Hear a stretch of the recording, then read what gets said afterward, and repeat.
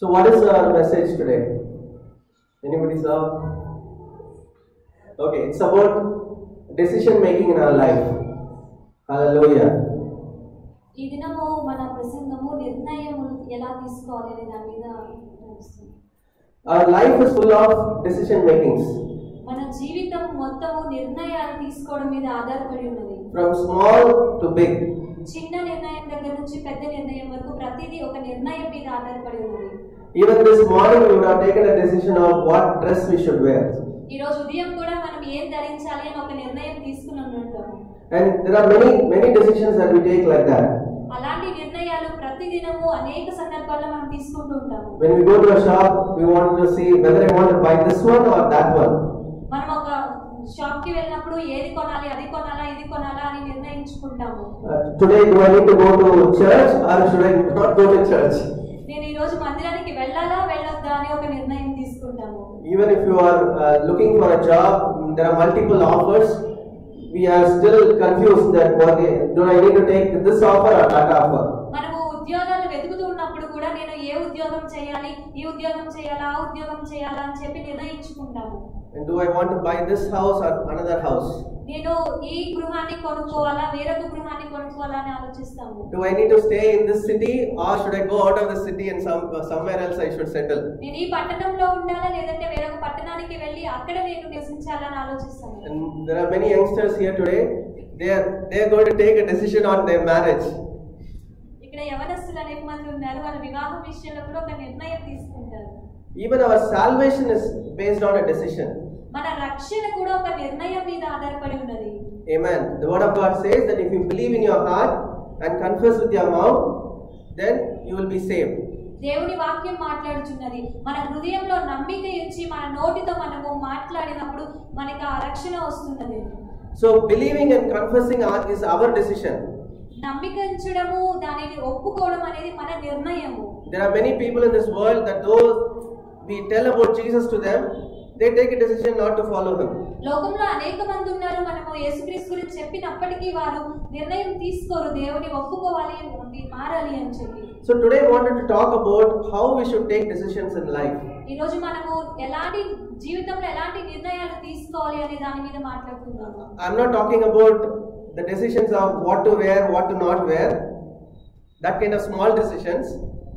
నేను ఏం ధరించాలి, ఏం తినాలి అనే చిన్న నిర్ణయాలు కాదు. ఇది జీవితానికి సంబంధించిన నిర్ణయాలు ఎలా తీసుకోవాలని చూద్దాం. Yeah, it is about major decisions that we take in our life. మన జీవితంలో మనము తీసుకునే ప్రథమమైన నిర్ణయాలు.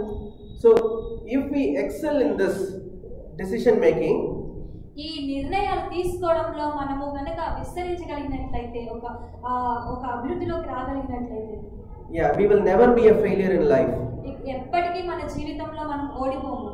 Yeah, if you always depend on God's Spirit in all the decision making, ప్రతి నిర్ణయంలోనూ మనము దేవుని మీద ఆధారపడినట్లయితే, we will fulfill all that God has intended for our lives.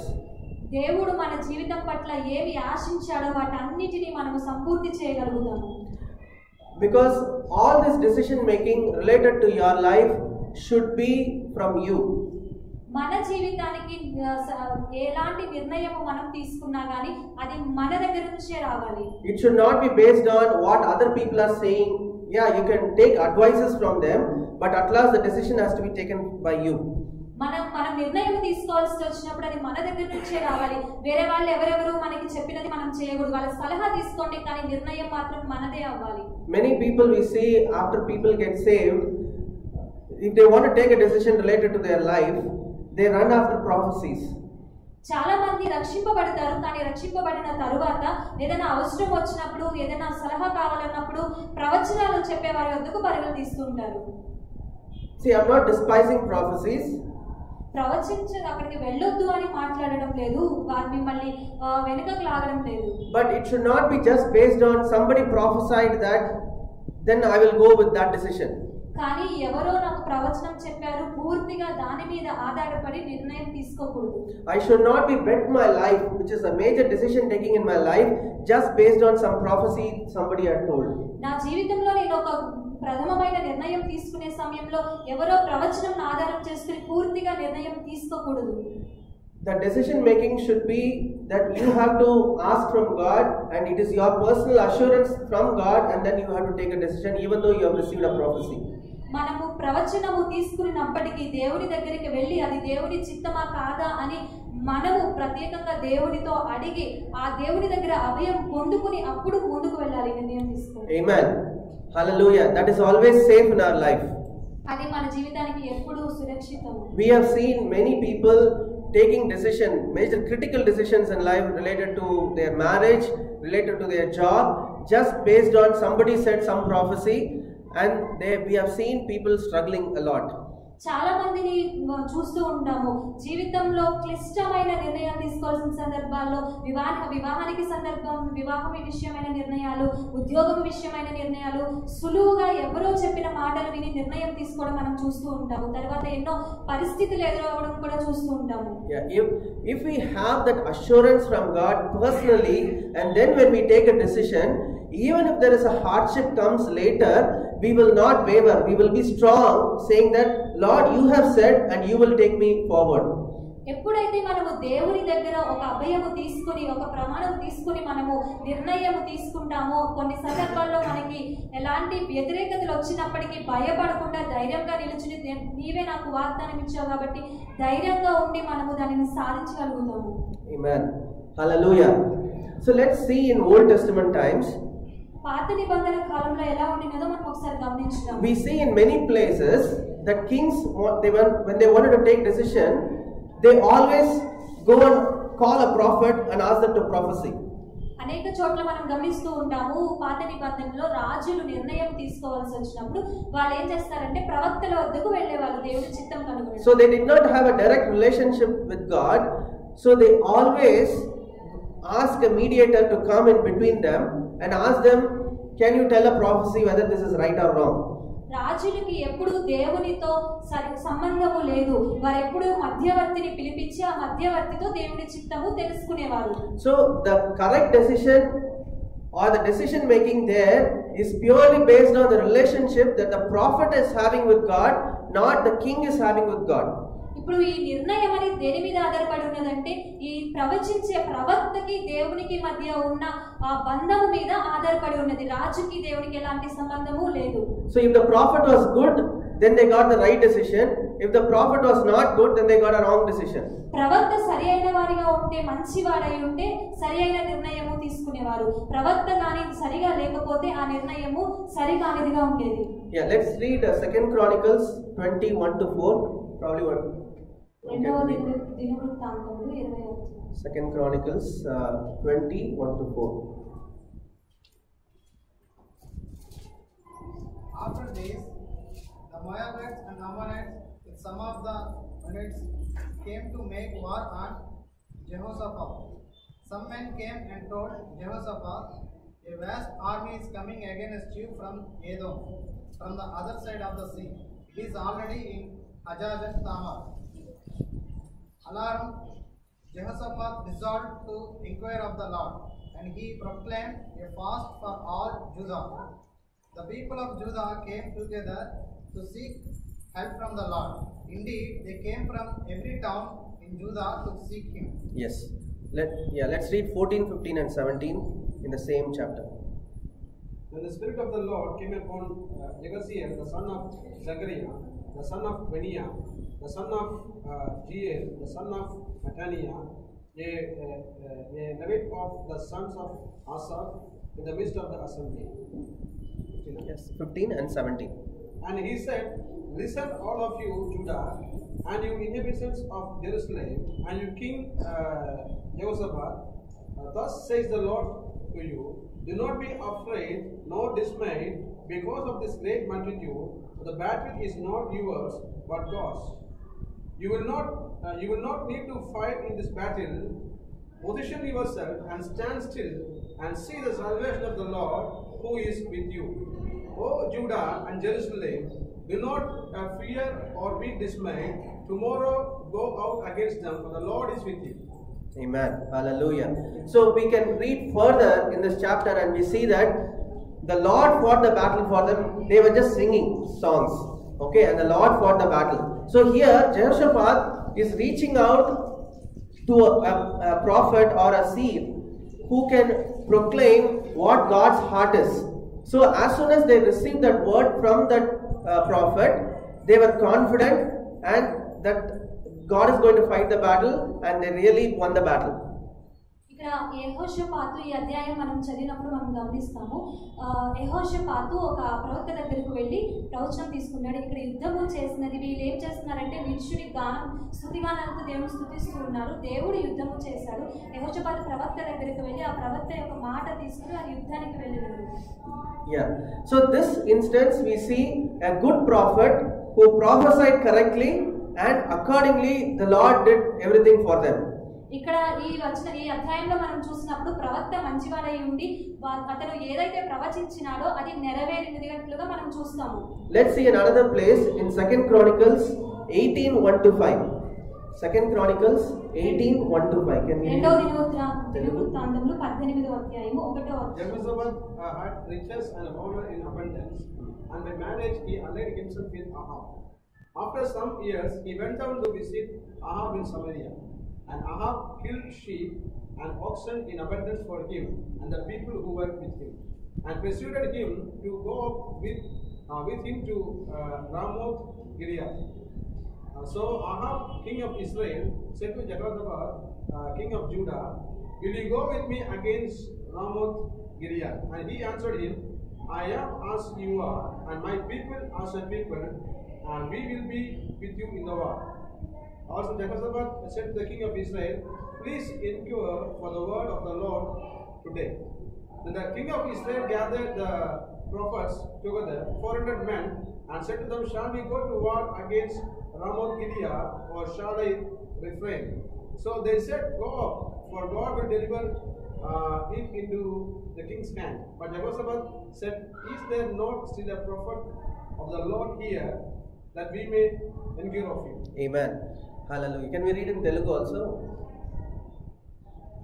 తనకు ఐశ్వర్యములు ఘనతయు అధికముగా కలిగిన తరువాత యెహోషాపాతు ఆహాబుతో వియ్యమంది కొన్ని సంవత్సరములు గతించిన మీదట శోభ్రముల నుండి ఆహాబు వద్దకు పోయాడు.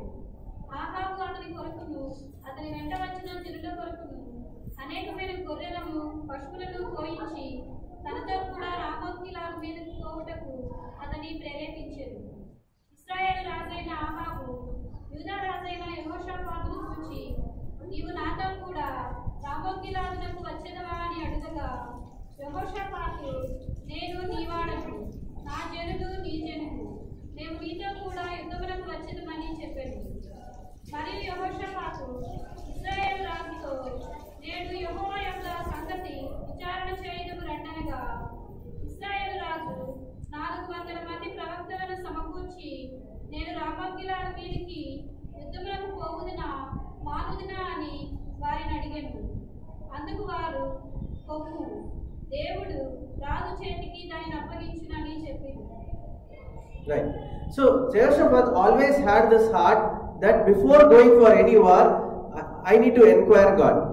యెహోషాపాతుకి ఎలా ఉండేవారంటే ఏ యుద్ధానికి వెళ్ళినా కానీ మొదట దేవుడి చిత్తము ఏమిటి అని ప్రవక్తల ద్వారా తెలుసుకుని ఉండేవాడు. So here he is aligning himself with Ahab, who's a wicked king. He's not a good king. Ahab is not a good king. He is going with them.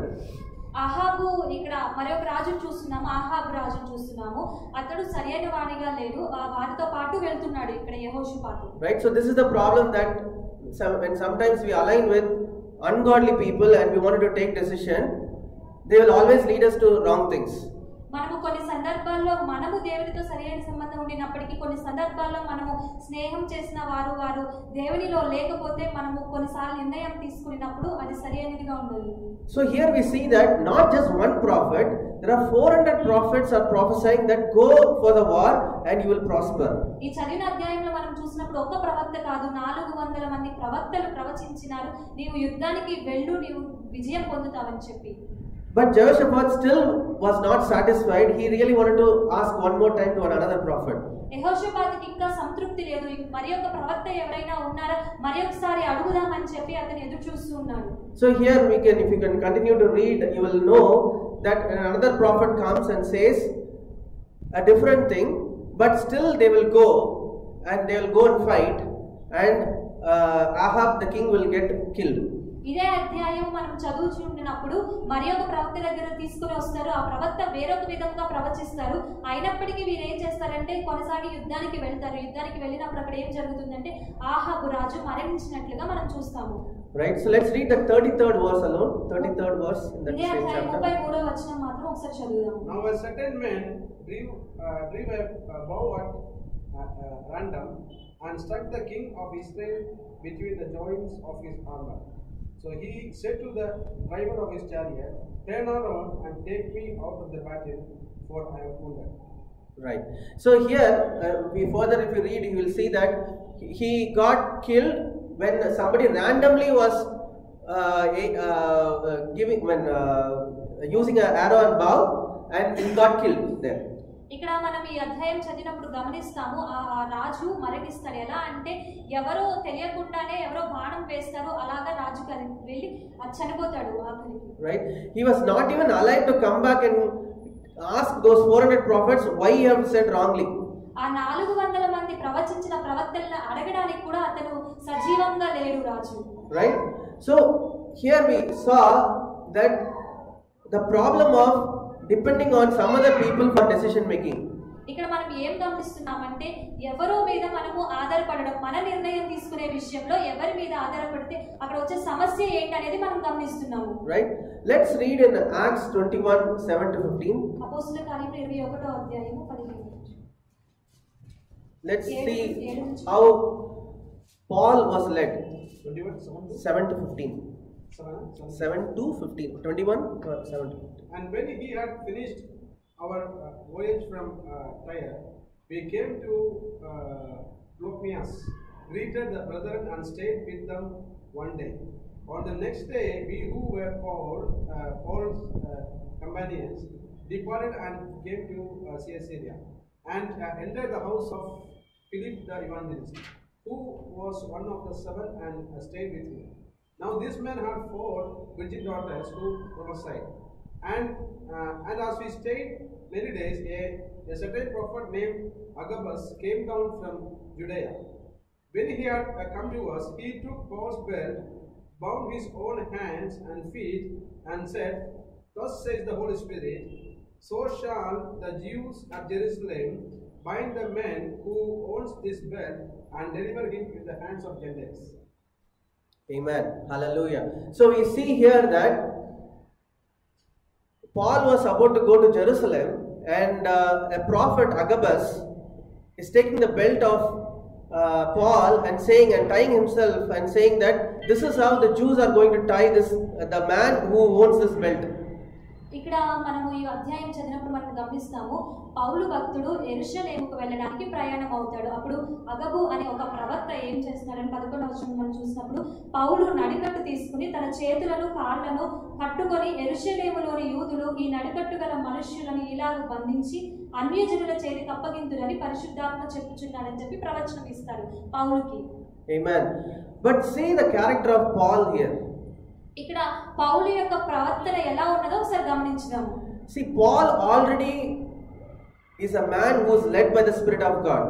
పౌలు ఎలాంటి వాడంటే ఆత్మ ద్వారా నడిపించబడిన వాడై ఉండినాడు. And the prophecy that this person is saying is absolutely correct prophecy. ఇక్కడ ఈ ప్రవక్త అగబు ప్రవక్త ప్రవచించిన ప్రవచనము అది నిజమైనది, యథార్థమైన ప్రవచనమే. So since Paul was a man who always trusts God and is a man who always led by the Holy Spirit, పౌలు భక్తుడు ఎప్పుడు కూడా ఆత్మ ద్వారా నడిపించబడేవాడై ఉండినాడు. దేవునితో ఒక సంబంధము కలిగిన వాడిగా కనబడుచున్నాడు. Yeah, he was not shaken by just hearing this prophecy.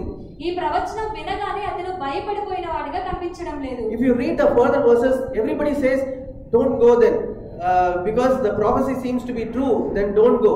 But Paul is saying that, "Why you are crying?" Can you read? Yeah. Then Paul answered, "What do you mean by weeping and breaking my heart? For I am ready not only to bound, but also to die at Jerusalem for the name of Lord Jesus." Hallelujah. That's the confidence this person is having, because though the prophecy was true, he knows that what is his calling and where he is supposed to be next place, and he is not he's not confused or he's not stopped by the plan and purposes that God has kept for him in his life. ఈ అధ్యాయంలో మనము మరికొన్ని వచనాలు చూసినప్పుడు ఇక్కడ పౌలు భక్తుని అనేక మంది వెనుకకు లాగినట్లుగా మనం చూస్తూ ఉంటాము.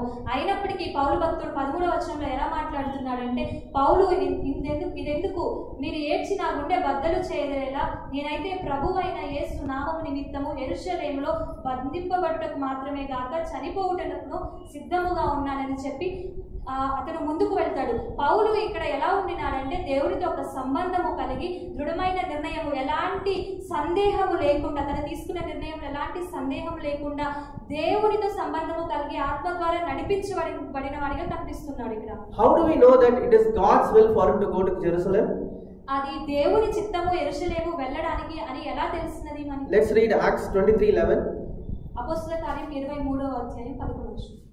On the following night, the Lord stood by him and said, Be of good cheer, Paul, for as you have testified for me in Jerusalem, so you must also be a witness at home. Amen.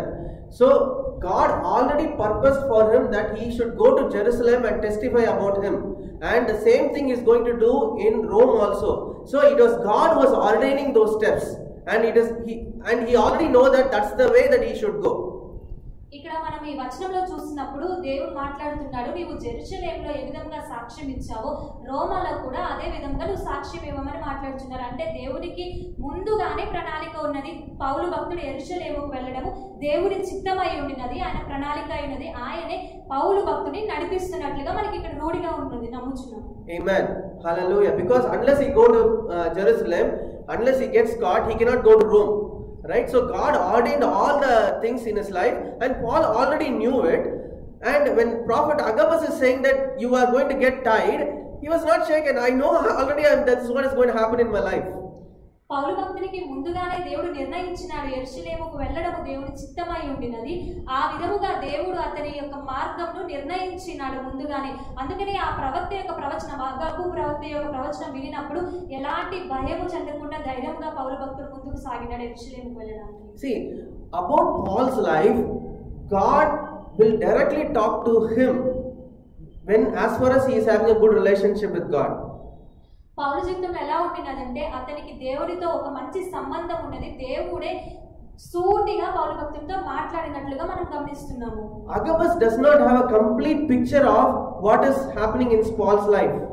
పౌలు జీవితంలో ఏం జరుగుతుంది, ఎలాంటి నిర్ణయాలు తీసుకుంటున్నారు అనే విషయం మీద అగబుకి ఎలాంటి అవగాహన లేదు. He just, as a prophet, he gets some revelations from God. That part alone he will go and say. ఒక ప్రవక్తగా అతనికి దేవుని దగ్గర నుంచి ఒక మాట విడుదల వచ్చి ఆ సందర్భంలో ఆ ప్రవచనం మాత్రమే అతను చెప్పగలిగినాడు. So he will put forth in such a way that the things that are going to happen he will just put forth, but it doesn't mean that whether he has to go or not go. It doesn't mean that. ఆ ప్రవక్తలు ఎలా ఉంటే ఆ సందర్భంలో వారికి ఏ మాట అయితే విడుదల అవుతుందో అది మనకి వారు ప్రవచిస్తారు, వాళ్ళు మనకి చెప్తారు, కానీ అది చేయాలి అనేది మాత్రము కాదు. Amen. Hallelujah. So this is how our life and relationship with God should be. మనకు కూడా దేవుడితో ఎలాంటి ఒక సంబంధము కలిగి ఉండాలి, పౌలు భక్తులు కలిగి ఉన్నారు. When we have a continuous relationship with God, God talks to us about our own life. మనము ఎప్పుడైతే దేవుడితో ఒక నిర్ణయం, మనం ఒక సంబంధము కలిగి ఉంటామో దేవుడు మనతో సూటిగా మాట్లాడతారు. And even when a prophecy comes, when we know that it is aligning with whatever God has already said, we will take it. But if a prophecy comes which is against it, we will not take it. మనం ఎప్పుడైతే దేవుడితో సంబంధం కలిగి ఉంటామో, ఎవరైనా మనకి ప్రవచనం చెప్పినప్పుడు అది సరి అయినదా కాదా నిర్ణయించి, సరి అయినది దేవుడి చిత్తంలో ఉన్నదైతే మనం దానిని నిర్ణయం తీసుకుని ముందుకు వెళ్తాం, లేకపోతే దానిని పక్కన పెడతాం. మనం The confusion comes only when our relationship with God is not proper. మనకి సందిగ్ధము ఎక్కడ వస్తుందంటే దేవునితో ఒక సంబంధము మనకి లేనప్పుడు మాత్రమే మనము సందిగ్ధంలో పడతాము, ఏ నిర్ణయం తీసుకోవాలి అని. That's when we will be like shaken. Oh, this prophecy has come. I don't know. I was not planning anything like this. Something has come like this. What should I do now? అలాంటి సందర్భాల్లో మనం ఇంకా భయపడతాము. ఈ ప్రవచనం ఇలా చెప్పినారు నాకు, నేను దీనికి తయారు కాలేదు, ఏం చేయాలి అని చెప్పి మనము కంగారు పడినట్లుగా కనిపిస్తాము. See, I'm not despising prophecy here. ఇక్కడ మనము ప్రవచనాలని మనం తప్పుపట్టడం లేదు. Prophecy is very important for the church. సంఘమునకు ప్రవచనము అనేది ఎంతో ప్రాముఖ్యమైనది. But our life should not be just depend on another person's prophecy. కానీ మన జీవితము పూర్తిగా ఒకరి ప్రవచనం మీద ఆధారపడి ఉండకూడదు. That means that we are still a baby Christian. అప్పుడు మనం చిన్న పిల్లలుగా కనబడుతున్నాం. A baby only always needs fathers or mothers' help to take decisions on his behalf. చిన్న పిల్లలకు మాత్రమే ప్రతి సమయంలోనూ తల్లిది గాని తండ్రిది గాని సలహా అవసరము ముందుకు వెళ్ళడానికి. A grown-up person will take his own decision based on his relationship with God. ఎప్పుడైతే ఎవరైతే ఎదుగుతారో వారి సొంత నిర్ణయాలు తీసుకోవడానికి శక్తి కలిగిన వారుగా ఉంటారు. See, if Paul did not have that kind of a revelation and already known the will of God, if he had heard this prophecy, probably he would have got shaken. పౌలుకు గాని అలాంటి ఒక విడుదల లేకపోతే, దేవుడితో ఒక సంబంధము లేకుండా ఆ దేవుని దగ్గర నుంచి ఆ విషయం గ్రహించలేకపోతే అతడు తీసుకున్న నిర్ణయాన్ని బట్టి అనేకమైన పరిణామాలు జరిగి ఉండేవి. But thank God for people like Paul who are really strong in the Lord and did the will of God. దేవునికి మహిమ. పౌలు లాంటి భక్తులు దేవుడితో ఒక సంబంధము కలిగి మంచి నిర్ణయాలు తీసుకుని గొప్ప కార్యాలు చేస్తున్నారని మనం చూస్తున్నాం. So even in your life, when major decisions comes in your life, yes, as a church we will all pray, as a church we will help you, and as a church we will encourage you, and as a church we will also tell about the right things probably you should take. But the decision making, you should always do it on your own based on your relationship with God. మనము కూడా ఒక నిర్ణయం తీసుకోవాల్సిన పరిస్థితి వచ్చినప్పుడు మన జీవితంలో సంఘం మన కొరకు ప్రార్థన చేస్తుంది, సంఘం మన కొరకు సలహాలు ఇస్తుంది, సంఘం మనకు తోడుగా ఉంటుంది. కానీ నిర్ణయం తీసుకోవాల్సి వచ్చినప్పుడు మాత్రము వారి సలహా మాత్రమే ఆధారం చేసుకొనుక దేవుడితో మనం సంబంధము కలిగి దేవుడి దగ్గర నుండి వచ్చే ఒక విడుదల పొందుకొని ఆ యొక్క అభయాన్ని పొందుకొని నిర్ణయం తీసుకోవాలి మన జీవితంలో. Amen. Let's read 1 Corinthians 13:9 and 10. 1 కొరింథీయులు 13వ అధ్యాయం 9-10. For we know in part, and we prophesy in part. But when that which is perfect has come, then that which is in part will be done away. Hallelujah. Can we read it? మనము కొంత మట్టుకు ఎదుగుదము, కొంత మట్టుకు ప్రవచించుచున్నాము, కానీ పరిపూర్ణమైనది వచ్చినప్పుడు పరిపూర్ణము కానిది నిరర్థకము. Hallelujah. For we know in part and we prophesy in part. It is only in part. It is not a complete picture. Okay. It is when a prophecy is coming, somebody is being given a revelation about you. That's a part story. It doesn't get the complete picture of what really God is telling to you. ఇక్కడ 9వ వచనంలో చూసినప్పుడు మనము కొంత మట్టుకు ఎరుగుదము, కొంత మట్టుకు ప్రవచించుచున్నాము. ఈ ప్రవచనము వచ్చినప్పుడు మనకి కొంత మట్టుకే అది జరుగుతుంది. అది సంపూర్ణమైనది కాదు, అది పూర్తిది కాదు, కొంత మట్టుకే జరుగుతున్నట్లుగా మనం గమనిస్తున్నాము. And it says, but when that which is perfect has come, then that which is in part will be done away. పరిపూర్ణమైనది వచ్చినప్పుడు పరిపూర్ణము కానిది నిరర్థకమగునని చెప్పి మనకి ఇక్కడ రాయబడినది. What is that perfect thing Paul is writing here? పరిపూర్ణత అని ఇక్కడ పౌలు భక్తుడు మనం దేని గురించి మాట్లాడుతున్నాడు? అది ఎలాంటి పరిపూర్ణత? In Greek, that perfect word is called teleos. Greek లో ఒక పదం ఉన్నది, పరిపూర్ణత అనే దానికి గ్రీక్ లో ఒక పదం టెలియోస్ అని ఉన్నది. It means that it's an absolute assurance on anything. ఏదంటే దృఢమైన నమ్మకం. పరిపూర్ణత అంటే కంప్లీట్ దృఢమైన నమ్మకం ఇవ్వగలగడం. Beyond which there is absolutely nothing needed for confirming that. అంతకు మించి మనకి ఇంకా ఎలాంటి నమ్మకము, ఎలాంటి రూఢిగా మనకి ఎవరు చెప్పాల్సిన అవసరం లేదు. అది పరిపూర్ణమైనది. Right? So that kind of an assurance that you will have in your heart, that beyond which there is nothing else needed for you to make progress for the decision. అలాంటి అభయము మనం పొందుకోగలుగుతాం. ఇంకా అంతకు మించి మనకు ఎలాంటి ప్రవచనము, ఎలాంటి మాట అవసరం లేనంతగా మనం పొందుకోగలుగుతాం పరిపూర్ణమంటే. In Greek, this word teleos is also used in few other places. Let's see those places so that we will understand what this perfection is Paul is writing here. ఈ గ్రీకు పదం టెలియోస్ అని పరిపూర్ణత అనేది ఇంకా కొన్ని సందర్భాల్లో వాడబడినది. అది ఎక్కడెక్కడ వాడబడినదో ఒకసారి గమనించుకుందాం. Let's read Romans 12:2. రోమీయులకు రాసిన పత్రిక 12వ అధ్యాయము 2వ వచనం. మీరు లోక మర్యాదను అనుసరింపక ఉత్తమమును అనుకూలమును సంపూర్ణమునై ఉన్న దేవుని చిత్తమేదో పరీక్షించి తెలుసుకున్నట్లు మీ మనస్సు మారి నూతన మగుట వలన రూపాంతరం రూపాంతరము పొందుతుంది. Hallelujah. And not be conformed to this world, but be transformed by the renewing of your mind, that you may do what is the good and acceptable and perfect will of God. Hallelujah.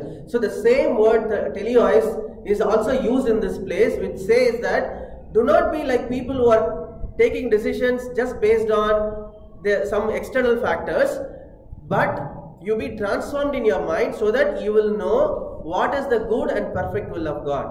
ఇక్కడ కూడా మనకి ఆ Greek పదం TeLEOS అనేది మనకి ఇక్కడ ఉపయోగించబడినది. దీనికి అర్థము మనము అందరిలాగా ఎవరో సలహాలు విని ఎవరో మాటలు విని నిర్ణయము తీసుకోనకుండా పరిపూర్ణముగా దేవుడితో సంబంధము కలిగి నిర్ణయం తీసుకోవాల్సిందిగా ఇక్కడ సూచిస్తున్నారు. Hallelujah. Let's read Colossians 4:12. కొలస్సీలకు రాసిన పత్రిక 4:12. So the same word teleos is used here as well. ఇక్కడ కూడా అదే పదము మనం వాడినట్లుగా చూస్తాం. Epaphras, who is one of you, a bond servant of Christ, greets you, always laboring fervently for you in prayers, that you may stand perfect and complete in all the will of God. Okay, let's read. మీలో ఒకడును యేసుక్రీస్తు దాసుడైన ఎపఫ్రా మీకు వందనములు చెప్పుచున్నాడు. మీరు సంపూర్ణులను ప్రతి విషయంలో దేవుని చిత్తమును కూర్చిన సంపూర్ణాత్మ నిశ్చయత గలవారునై నిలకడగా ఉండవలెనని ఎల్లప్పుడూ మీ కొరకు తన ప్రార్థనలో పోరాడుచున్నాడు. Amen. Hallelujah.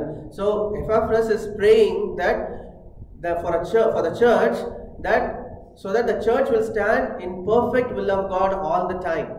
ఇక్కడ ఎపఫ్రా ప్రార్థిస్తున్నట్లుగా మనం గమనిస్తున్నాం. ఎలా అంటే ఎల్లప్పుడూ సంపూర్ణముగా అన్ని విషయాల్లో ఉండాలని ప్రార్థిస్తున్నట్లుగా మనం గమనిస్తున్నాము. So basically he's praying that let the people of God grow to that maturity of doing the right things according to the will of God. ఇక్కడ ఏమని ప్రార్థిస్తున్నట్టుగా మనం గమనిస్తున్నామంటే ఆ సంఘము ఒక పరిపక్వత చెంది వారు నిర్ణయాలు తీసుకునేగలిగే స్థితికి రావాలి, సంపూర్ణతలోనికి రావాలని ప్రార్థిస్తున్నట్లుగా గమనిస్తాము. See, this is not going to be difficult in your life.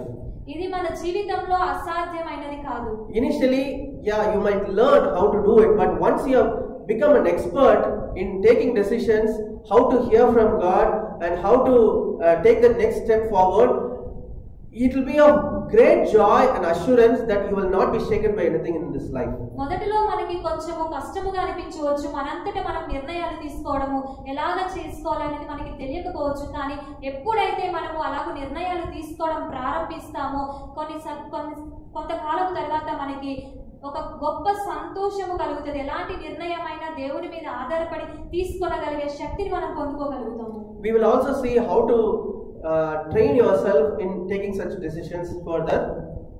మనం ఒక్కసారి ఆ నిర్ణయాలు తీసుకోవడము ప్రారంభించినప్పుడు మనమే సిద్ధపడతాము ఎలాగ నిర్ణయాలు తీసుకోవాలి అని మనం తెలుసుకోగలుగుతాము. But the decision has to be from you alone. కానీ నిర్ణయము మాత్రము మన దగ్గర నుంచే రావాలి. There are many people here who are yet to get married.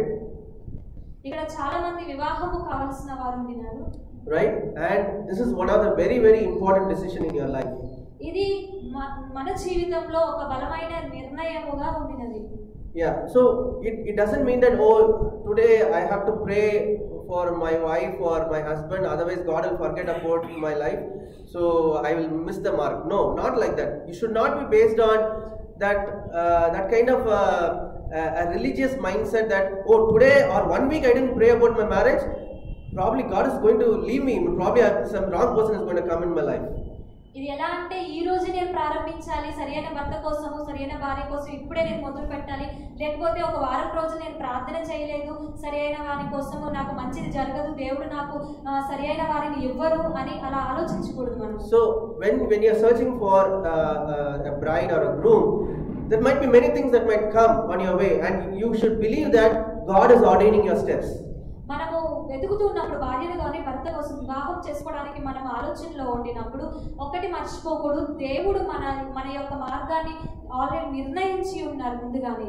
Amen. And you should have that assurance and confidence that God is leading me in the right path. మనకి అలాంటి నమ్మిక, దృఢమైన ఒక నమ్మిక కలిగి ఉండాలి. ఎలాగంటే దేవుడు నన్ను నడిపిస్తున్నారు అని.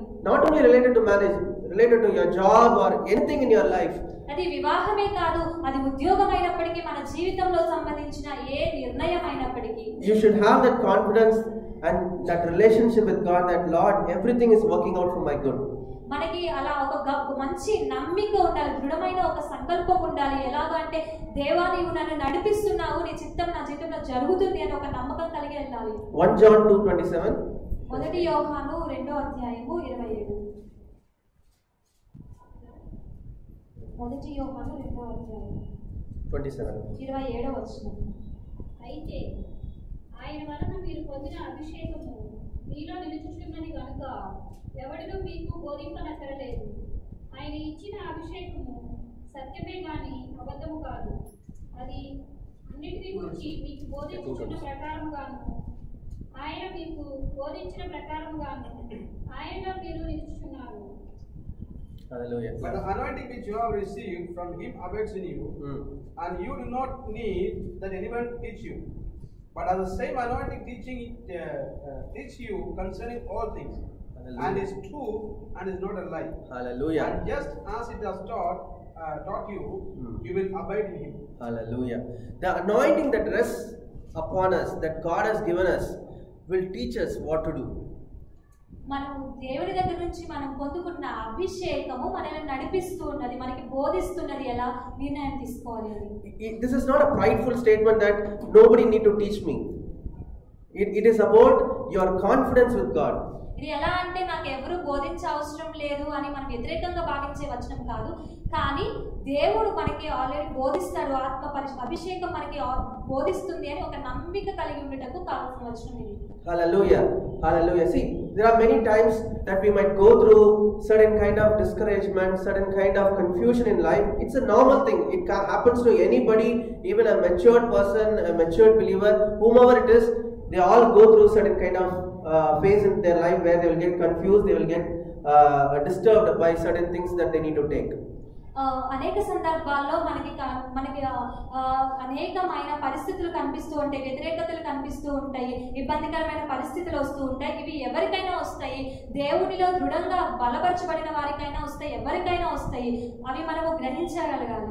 But the ultimately how we are responding to that is what matters. It what makes a person different from a matured person to an immature person. పరిస్థితి వచ్చినప్పుడు మనం ఎలా స్పందిస్తున్నాము అనేది వ్యత్యాసం చూపిస్తున్నది. ఎవరైతే రక్షింపబడి దృఢముగా బలపరచబడినారు, ఎవరైతే చిన్నపిల్లలుగా ఉండినారు అనే దానికి వ్యత్యాసం చూపించగలుగుతుంది. That's why I heard many mighty men of God talks about being led by the Spirit, probably when you sometimes sing and praise and worship, or when you speak in tongues. మనము అనేక మంది దేవుని యొక్క సేవకులను చూస్తాము, బల్లముగా ప్రవచించేవారు, భాషలు మాట్లాడే వాళ్ళని మనం చూస్తూ ఉంటాం ప్రార్థించు. Right? So when you are speaking in tongues, when you are set your focus on God, and you are doing that during the time that where you are confused and you are not sure how to make decision, what happens is the Spirit of God will take over and lead you into taking decisions that will be right according to the sight of God. మనం ఎప్పుడైతే ప్రార్థన భాషలు మాట్లాడడం ప్రారంభిస్తామో మనము సందిగ్ధంలో, మన నిర్ణయం తీసుకోవడానికి సందిగ్ధంలో ఉన్న పరిస్థితిలో ఆత్మ తానే మనలో నుంచి ఆ యొక్క భాషల ద్వారా మనకు ఒక నిర్ణయాన్ని తీసుకోవడానికి సహాయం చేస్తుంది. Amen. These are all the spiritual exercises that we read it in New Testament, that how Paul is writing and even other apostles are writing about that these spiritual exercises which will help us in making decisions. ఇవన్నీ ఆత్మీయంగా మనము ఈ పౌలు భక్తుడు మరి ఇంకా కొందరు భక్తులు కొత్త నిబంధనలో మనకి బోధించినట్లుగా మనము ఆత్మీయంగా ఎదగడానికి కావాల్సిన సూచనలు. Let's read 1 Corinthians 14:4. 1 కొరింథీయులు 14వ వచనము 14వ అధ్యాయం 4వ వచనం. 1 Corinthians 14:4. భాషతో మాట్లాడేవాడు తనకే క్షేమాభివృద్ధి కలుగజేసుకొనును గాని ప్రవచించువాడు సంఘమునకు క్షేమాభివృద్ధి కలుగజేయును. Hallelujah. He that speaketh in an unknown tongue edifieth himself, but he that talketh edifieth the church. Hallelujah. So he who speaks in tongues edifies himself, which means that he is building himself up. He is becoming more and more mature. భాషతో మాట్లాడిన వాడు తనకే క్షేమాభివృద్ధి కలుగును. క్షేమాభివృద్ధి అంటే తన జీవితానికి కావలసిన నిర్ణయాలు తీసుకోవడానికి కావలసిన జ్ఞానాన్ని పొందుకోగలగడము. The word that is used as edify here is nothing but growing like when we are building a very tall building and they make that building to grow by going each stage, and after some time it becomes a so tall building that anybody can see. That is the kind of a word that is used as edify, because a person who is edified by speaking in tongues will also grow to such a maturity and tall nature that people will really notify him. ఇక్కడ క్షేమాభివృద్ధి అనే పదానికి అర్థం ఏంటంటే ఒకవేళ మనము ఒకరు ఎవరైనా కానీ ఒక కట్టడం కడుతున్నప్పుడు ఒక్కొక్క మెట్టు కడుతూ వచ్చి దాన్ని సంపూర్ణమైనప్పుడు అనేక మంది దానికి చూడగలుగుతారు. అలాగే ఇక్కడ కూడా మనకు క్షేమాభివృద్ధి అంటే అంచెలంచెలు ఒక్కొక్క మెట్టు ఆ నిర్ణయం తీసుకునే స్థితికి వస్తాము, ఒక పరిపూర్ణమైన స్థితికి మనం రాగలుగుతాము. Right? It might not come immediately as soon as you accepted Christ, but as you grow into that maturity, as you speak in tongues, and as you always continuously facing the life challenges with the strength of God, by the leading of the Holy Spirit, you will grow to such a maturity and a tall stature that you will not be shaken at all. ఈ క్షేమాభివృద్ధి అనేది ఒక్క రోజులో మనము ఎప్పుడైతే రక్షించబడినామో, ఎప్పుడైతే క్రీస్తులోనికి వచ్చినామో ఆ మొదటి రోజే మనకి రాదు. ఒక్కొక్క మెట్టు జీవితంలో మనము చూస్తున్న పరిస్థితులు, తీసుకుంటే నిర్ణయాలు ఒక్కొక్క మెట్టుగా మనల్ని తీసుకుని వెళ్ళి తుదకు మనకి ఒక పరిపూర్ణమైన స్థితికి మనం చేరుకుంటాము. Hallelujah, hallelujah. As I said earlier, that it doesn't mean that you should not share your burden to others.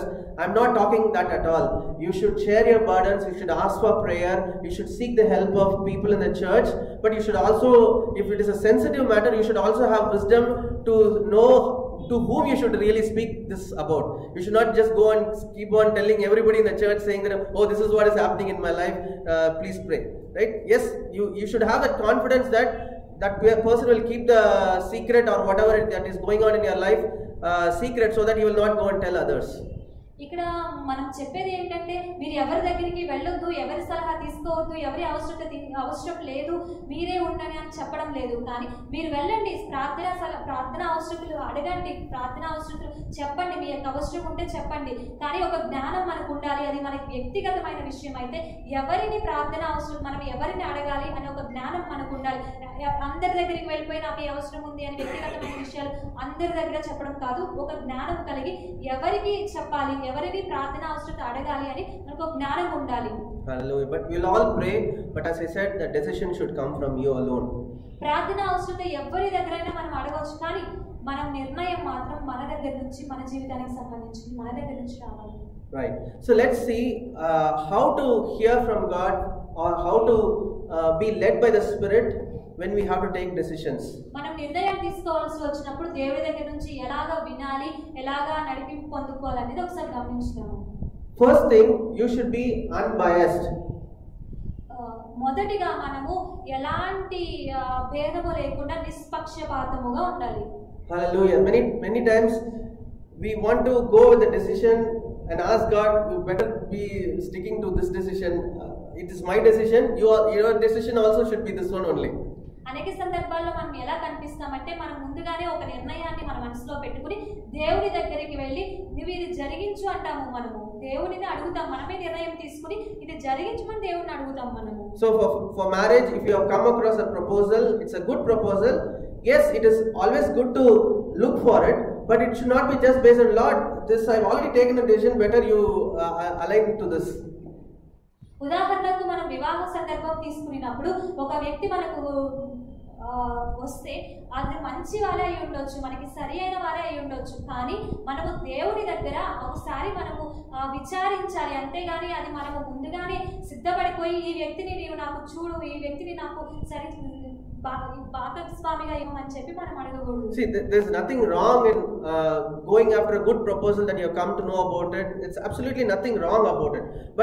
But when you should be open, because there might be many unknown things that we would have not even known, and we might just see the good part of anything in life and we just want to go with it. There are many bad things that might be hidden behind it. You would not know, only God will know, and if you go with that, then you are stuck in life. ఒక మంచిదిగా కనిపించేది మనము స్వీకరించడంలో తప్పు లేదు. కానీ ఒకసారి మనము విచారించాలి. ఎందుకు విచారించాలి అంటే కొన్ని సందర్భాల్లో మనకి మంచివి మాత్రమే కనిపిస్తాయి, కానీ దాని వెనుక చెడు దాగి ఉండవచ్చు. అది మనము గమనించలేము. కనుక మనం ఏం చేయాలి? ఎప్పుడు మంచిగా అనిపించినప్పటికీ మనము దేవుని దగ్గర వెళ్ళి ఒకసారి విచారించగలగాలి. So if we are biased about something, what happens? Everything that you will listen, you will always seek that, oh, this is according to God, so let me quickly take decision. Because like for example, if you read the word, if you go and listen a sermon, if somebody is preaching, everywhere you will look for, can this word come so that let me take a quick decision like that. మనము ఎప్పుడైతే నిష్పక్షపాతంగా లేకుండా ఉంటామో మనము ఏది వింటే అది నిజం అనుకుంటాము, ఎవరే ఏది చెప్తే అది నిజం అనుకుంటాము, దానిని చేయడానికి సిద్ధపడతాము. So even if you come to know about something either related to any decision in your life, marriage or job or anything, just be unbiased about, Lord, this has come, I believe that you are leading me in the right way, this seems like a good thing, but you lead me. అందుకనే మనము ఎలాంటి నిర్ణయమైనా జీవితంలో ఏ సందర్భంలో ఎలాంటి నిర్ణయం తీసుకున్నప్పటికీ నిష్పక్షపాతంగా మన హృదయంలో దేని వైపు మొగ్గు చూపకుండా దేవుని దగ్గరకు వెళ్ళి, తండ్రి ఇది నాకైతే అనుకూలంగా కనిపిస్తుంది, మంచిగా కనిపిస్తుంది, కానీ నీ చిత్తమే నాకు తెలియజేయమని చెప్పి ప్రార్థించాను. So we need to know that God is a really good God. మనకి తెలియాలి దేవుడు నిజముగా మంచివాడు. And He will give the best to us. ఆయన ఎప్పుడు మంచిదే మనకి అనుగ్రహిస్తాడు. So we don't need to be rushing to do something, otherwise you feel that, oh, that will go away if I don't rush. ఒక పని చేయడానికి మనము పరుగులు తీయాల్సిన అవసరం లేదు. మరి నేను పరిగెత్తకపోతే, నేను వెంటనే చేయకపోతే అది నాకు దొరకదేమో అన్నట్లుగా మనం దేనికి పరుగులు తీయవసరం లేదు. If it is God's will, no matter the whole world is against it, it will come to you. అది దేవుని చిత్తం అయితే ప్రపంచమంతా సమస్తము వ్యతిరేకమైనప్పటికీ అది మనకి జరుగుతుంది మన జీవితంలో. That's the assurance we should have in our heart. అలాంటి దృఢమైన నమ్మకము మన హృదయంలో కలిగి ఉండాలి. See, this is a maturity that, Lord, I'm open for everything. Ultimately what I need is your decision, and I know that only in your decision I am joyful and peaceful in life. ఇది ఒక పరిపక్వత మనం చెందాలి. ఎలాగంటే, దేవా ప్రతి సందర్భంలో ప్రతి విషయంలోనూ నీ చిత్తంలో నేను అప్పగించుకుంటున్నానని చెప్పి మనకు దేవుని దగ్గర సమర్పించుకోగలగాలి. So first is be unbiased. నిష్పక్షపాతముగా ఉండాలి, అది మొదటి విషయము. Amen. Second is you should have an absolute determination to hear from God. మనకి దేవుని దగ్గర వినాలి అనే ఒక పరిపూర్ణమైన ఒక పట్టుదల కలిగి ఉండాలి. You should not be that, okay, I prayed for 2-3 days, seems like God is not speaking to me, probably I should go ahead on my own. మనము 2-3 రోజులు ప్రార్థించి నా దేవుడి దగ్గర నుంచి సమాధానం రాలేదు, ఇంకా నా సొంత నిర్ణయం తీసుకుంటాను అనే విధంగా మనం ఉండకూడదు. See, God is really a good God. He wants to communicate to us. See, just think of a good father, and if a child is coming and asking about certain things, and he is really sincere about knowing God, the father's will in that, does the father just ignore that person and just go away? దేవుడు చాలా మంచివాడు. ఆయన మనతో మాట్లాడడానికి సిద్ధముగా ఉన్న దేవుడు. ఒక ఉదాహరణకు మనం తీసుకుంటే, ఒక కుమారుడు తండ్రి దగ్గరకు వచ్చి తండ్రి యొక్క ఉద్దేశము తెలుసుకోవడానికి తండ్రిని అడిగినప్పుడు తండ్రి ఎప్పుడు వ్యతిరేకించడు కదా, అలాగే దేవుడు కూడా మనము ఆయన దగ్గరికి వెళ్ళినప్పుడు ఎప్పుడు వ్యతిరేకించడు ఆయన. Amen. So when we have that assurance that God is always going to speak to me and confirm me, we will go with that flow and the assurance that we have in our heart. ఎప్పుడైతే మనము దేవుడు నడిపిస్తారని రూఢిగా నమ్ముతామో అప్పుడే మనకి ఆ ఆత్మ మనల్ని నడిపిస్తుంది. Amen. See, even mighty men like Abraham, when they did not listen to God, they had to take quick decision of going to Egypt, marrying Hagar. All those brought lot of hardships in his life. మనం గమనిస్తున్నాము, అబ్రహాము తొందరపాటులో తీసుకున్న నిర్ణయం మనం గమనిస్తున్నాము. హాగరు విషయంలో శారయి చెప్పినప్పుడు హాగరు విషయంలో తొందరపాటు తీసుకున్న నిర్ణయం బట్టి ఎన్నో పరిస్థితులు అతని పరిణామాలు చూస్తున్నాడు జీవితంలో. Amen. So we don't want to run into such things and see some temporary things that are external outside and suddenly take a decision and then just run away from different places. Obviously, when Abraham left Canaan, because he saw something was happening in Canaan was going through drought, and he saw that, okay, probably I should just pack up and go. And then he left and he faced a lot of issues in Egypt.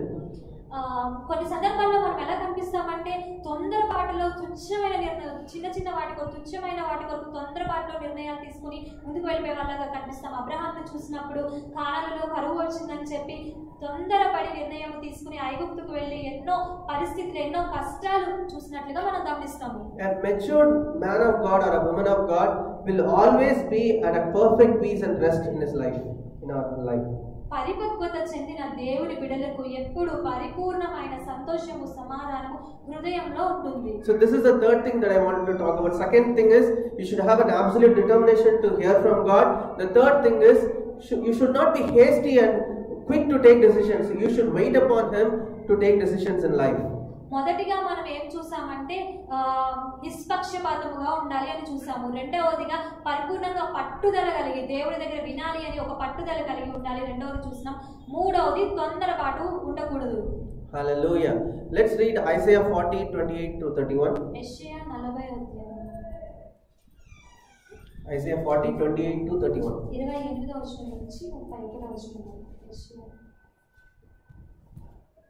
Have you not known? Have you not heard? The everlasting God, the Lord, the creator of the ends of the earth, neither faints nor is weary. His understanding is unsearchable. He gives power to the weak, and to those who have no might, he increases strength. Even the youth shall faint and be weary, the young men shall utterly fall. But those who wait on the Lord shall renew their strength. They shall mount up with wings like eagles. They shall run and not be weary. They shall walk and not faint. Hallelujah. Can we read in Telugu also? నీకు తెలియలేదా, నీకు వినలేదా, భూదిగంతమును సృజించిన యెహోవా నిత్యుడగు దేవుడు, ఆయన సమశీలుడు అలేడు. ఆయన జ్ఞానమును శోధించుట అసాధ్యము. సొమ్మసిల్లిన వారికి బలమిచ్చేవాడు ఆయన, శక్తిహీనులకు బలాభివృద్ధి కలిగించేవాడు ఆయన. బాలురు సొమ్మసిల్లుదురు అలయుదురు, యవనస్తులు తప్పక తొట్టిల్లుదురు. యెహోవాకు ఎదురు చూచి వారు నూతన బలం పొందుదురు. వారి పక్షిరాజుల వల్ల రెక్కలు చాపి పైకి ఎగురుదురు, అలయగా పరిగెత్తుదురు, సొమ్మసిల్లగా నడుచుకోరు. Hallelujah. Hallelujah. So we should wait patiently for him. He is a good God. We should know that nothing that God has planned in my life will go away from me when I am going to wait upon him. That's the assurance we should have. మనము సహనముతో ఎదురు చూడాలి. దేవుడు నా కొరకు సిద్ధపరిచి ఉంచినది ఎప్పటికీ నాదే, అది ఎప్పటికైనా దేవుడు నాకు అనుగ్రహిస్తారు అనే ఒక నమ్మకంతో, దృఢమైన నమ్మకంతో వెళ్ళగలగాలి. Hallelujah. So we saw three things: be unbiased, be determined to hear from him, and do not be hasty in taking decisions. మనం మూడు విషయాలు గమనిస్తున్నాము. నిష్పక్షపాతంగా పూర్తిగా దేవునికి అప్పగించుకోగలగాలి. మనకి ఏది ఇష్టమైనప్పటికీ ఇష్టంను పక్కన పెట్టి దేవుని నిర్ణయానికి అప్పగించుకోగలగాలి. రెండవది పట్టుదల, దృఢమైన పట్టుదల. ఎలా అంటే దేవుని దగ్గర నుంచి వినే వరకు ఎదురు చూడగలగాలి, పట్టుదల కలిగి. మూడో విషయం మనము గమనిస్తున్నాము, తొందరపాటు పడి నిర్ణయాలు తీసుకోకుండా సహనము కలిగి ఎదురు చూడాలి. So all these for major decisions, not for you want to go to a shop and buy something and I want to go and pray and get something for buying a sari or some dress. ఇవన్నీ మన జీవితానికి సంబంధించిన బలమైన నిర్ణయాలు తీసుకున్న సందర్భాల్లో మనం చిన్నగా దుకాణాలకు వెళ్ళి ఏం కొనాలి, దేవుడు నాతో మాట్లాడాలి, ఇప్పుడు దేవుడు చెప్పాలి అని ఎదురు చూడాలి. Hallelujah. Hallelujah. So how does God speak? And how can you hear from him? దేవుడు ఎలా మాట్లాడతారు, మనం ఎలాగ దేవుని మాటలు వినగలుగుతాం, ఎలాగూ? So when we are having these three characters, that we are unbiased and we are determined to hear from God and we are waiting patiently for him, God speaks through various ways in our life. మనము ఎప్పుడైతే ఈ ముందు చెప్పబడిన ఈ మూడు విధాలుగా మనము జరిగిస్తామో దేవుడు అనేక విధములుగా అనేక సందర్భాల్లో మనతో మాట్లాడతారు. Because our heart and mind is already tuned to receive from God at that time. మన హృదయము, మన ఆత్మ, మనం ముందుగానే దానిని నిర్ణయించిన తెలుసుకునే విధముగా మనము నిర్ణయించబడతాము. So one other way that God can speak to you is through the word of God when you're reading your Bible every day. ఒకటి, దేవుని వాక్యం మనం ధ్యానిస్తున్నప్పుడు దేవుడు మనతో మాట్లాడతారు. ఎన్ని విధాలుగా మాట్లాడతారో ఒకసారి గమనించండి. Through a message in the church, God can speak to you. సేవకులు బోధిస్తున్న మాట ద్వారా దేవుడు మనతో మాట్లాడతారు. God can speak to you through dreams and visions. దర్శనములు, కళల ద్వారా దేవుడు మనతో మాట్లాడతారు. And the ultimate thing is that you will have an absolute peace and assurance in your heart. You will not be in a confused state. ప్రథమమైనది ఏంటంటే మన హృదయంలో ఒక సమాధానము నెమ్మది కలిగి ఉంటాము. Hallelujah. Let's read 1 Corinthians 14:33. 1 కొరింథీయులు 14వ అధ్యాయం 33వ వచనం. మరియు ప్రవక్తల ఆత్మలు ప్రవక్తల స్వాధీనంలో ఉన్నవి.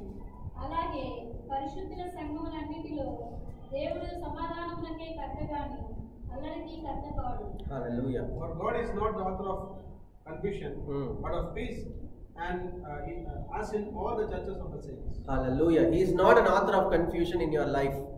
Hallelujah. You should know that and have that perfect peace and assurance that He is leading me. దేవుడు సందిగ్ధంలో పెట్టే దేవుడు కాదు, ఆయన సమాధానకర్త అయినాడు. కాబట్టి మనము నమ్మిక ఇచ్చాలి, దేవుడు నన్ను నడిపిస్తున్నాడు, నన్ను సందిగ్ధంలో విడిచిపెట్టే దేవుడు కాదని నమ్మిక ఇచ్చాలి. See, this is a growth and it is a maturity. ఇది ఒక అభివృద్ధి, ఎదుగడము. You might not be in that kind of a stage right now. ఈ రోజు ఇప్పటికిప్పుడు మనం ఆ స్థితిలో లేకపోవచ్చు. It's not too late. కానీ అది ఆలస్యం అయితే కాదు. Right? You start now. ఇప్పుడు మనం ప్రారంభించుదాము అలాంటి నిర్ణయం తీసుకోండి. Right?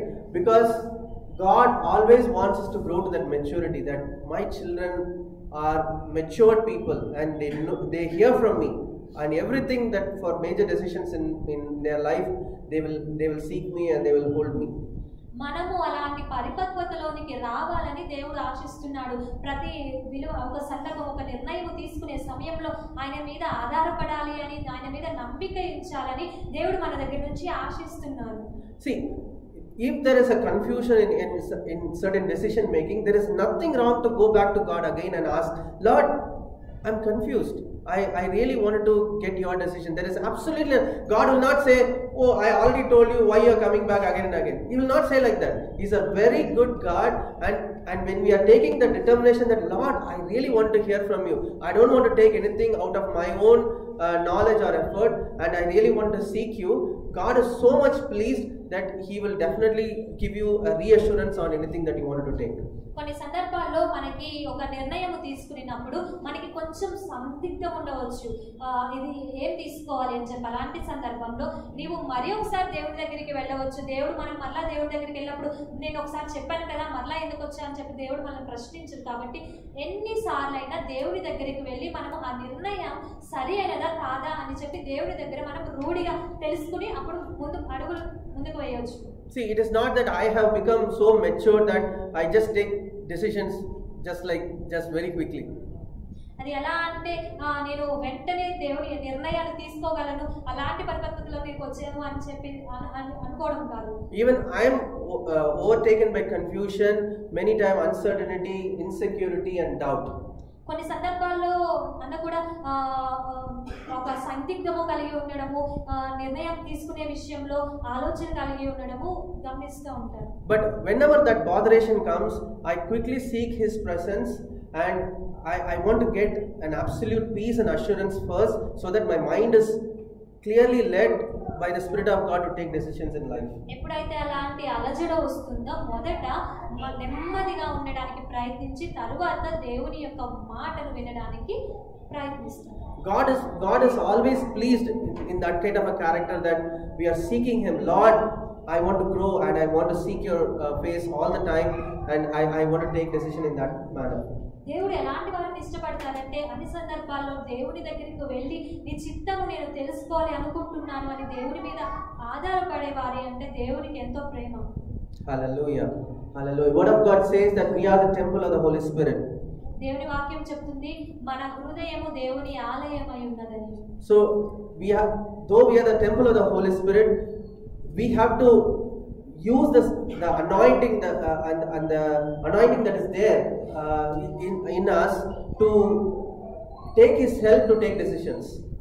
మన హృదయము దేవుని ఆలయమే, కానీ మనం ఏం చేయాలి? ఏ అభిషేకమునైతే మనము పొందుకున్నామో ఆ అభిషేకమును మనం వాడుకుని నిర్ణయాలు దేవుని దగ్గర నుంచి తీసుకోవడానికి మనము ప్రయత్నించాలి. That is what will make us different compared to an unbeliever or an average believer, average Christian. ఇదే మనకిను ఒక దేవునిలో బలముగా ఉన్న వారికిను అప్పుడప్పుడు వచ్చే వారికి ఒక వ్యత్యాసం చూపిస్తుంది ఇలాగ మనం నిర్ణయం తీసుకుంటే. Let's read 1 Corinthians 2:12 and 13 and 14. మొదటి కొరింథీయులు 2వ అధ్యాయము 12, 13. Now we have received not the spirit of the world, but the Spirit who is from God, that we might know the things that have been freely given to us by God. 13 and 14. These things we also speak, not in the words which man's wisdom teaches, but which the Holy Spirit teaches, comparing spiritual things with spiritual. But the natural man does not receive the things of the Spirit of God, for they are foolishness to him, nor can he know them, because they are spiritually designed. Hallelujah. మనుష్య జ్ఞానము నేర్పు మాటలతో గాక ఆత్మ సంబంధమైన సంగతులతో సరిచూచుచు ఆత్మ నేర్పు మాటలతో వీటిని గూర్చియే మేము బోధించుచున్నాము. ప్రకృతి సంబంధి అయిన మనుష్యుడు దేవుని ఆత్మ విషయములను అంగీకరింపడు, అవి అతనికి వెర్రితనముగా ఉన్నవి, అవి ఆత్మానుభవము చేతనే వివేచింపదగును గనుక అతడు వాటిని గ్రహింపజాలడు. Hallelujah. So the 14th verse it says, but the natural man does not receive the things of the Spirit of God. ఇక్కడ 14వ వచనంలో మనం చూస్తున్నాం ప్రకృతి సంబంధమైన మనుష్యుడు దేవుని విషయములను అంగీకరింపడు. The natural man could be an unbeliever or a believer who has not grown to a maturity. ఈ ప్రకృతి సంబంధి అయిన మానవుడు దేవుని నమ్మిన వారై ఉండవచ్చు, నమ్మని వారై ఉండవచ్చు, ఎలాంటి వారైనా ఉండవచ్చు. When the natural man is always led by emotions or by external factors, he will take decisions only based on that, not based on the Spirit of God. ఈ ప్రకృతి సంబంధమైన వారు ఎలా నిర్ణయాలు తీసుకుంటారంటే బాహ్యకరముగా ఏమి కనిపిస్తున్నవి, ఏవి సులువుగా ఉన్నదే వాటి మీద ఆధారపడి నిర్ణయాలు తీసుకున్నట్లుగా చూస్తాం మనం. Hallelujah. Hallelujah. So we need to grow into that maturity so that everything that happens in our life will be joyful. We will be so much content with whatever is coming on our way, and we will always glorify God for what He has given in our lives. మనము ఎలాంటి పరిపక్వతలోనికి రావాలి, ఎలాంటి స్థితిలోనికి రావాలి అంటే మనం తీసుకునే దేవుడితో సంబంధము కలిగి నిర్ణయం తీసుకుని ఆ నిర్ణయం సరి అయినదని రూఢిగా నమ్మగలిగిన వారంగా ఉండాలి. And nothing of God's goodness will pass away from us when we are in this kind of a matured state. మనము ఇలాంటి పరిపక్వతలోనికి వచ్చినప్పుడు దేవుని యొక్క మంచితనము నన్ను దాటిపోదు అనే ఒక నమ్మకం మనం కలిగి ఉండాలి. Even if you miss something, you will have a confidence that you have not lost anything from God. మనము ఏదైనా కొన్ని సందర్భాల్లో కొన్ని పోగొట్టుకోవచ్చు బాహ్యపరంగా చూసినప్పుడు, అయినప్పటికీ దేవుడు నాకు ఏది తక్కువ చేయలేదు, కొదువ చేయలేదు అనే ఒక నమ్మకం కలిగి ఉంటాము. Because we know that all things happens for good for those who love the Lord and who are called according to His purpose. దేవుని ప్రేమించే వారికి సమస్తమును మన మంచి కొరకు జరుగుతావని మనం నమ్మాలి. And when we have this kind of a life, our life will always be joyful and we will never be frustrated. మనము ఈ విధంగా సాగిపోతే మనం ఎప్పుడు సంతోషంతో సమాధానంతో కొనసాగిపోతాము. ఎలాంటి బాధ, ఎలాంటి కొరత, ఎలాంటి వేదన ఉండదు. Amen. Because we are always led by His Spirit. ఎందుకంటే మనము ఎప్పుడు ఆత్మ ద్వారా, దేవుని యొక్క ఆత్మ ద్వారా నడిపించబడుతున్నాం కనుక. Hallelujah. Hallelujah. Did you receive something today? ఈ రోజు మనం ఏమైనా నేర్చుకున్నామా? Amen. Hallelujah.